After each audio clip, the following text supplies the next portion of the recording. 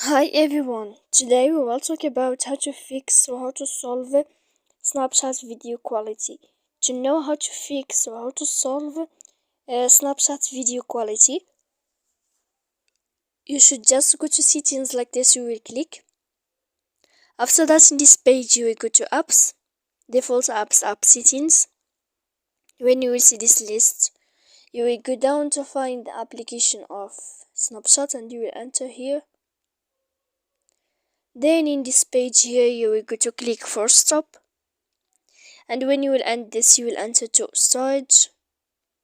After that, in this page, you will click clear cache.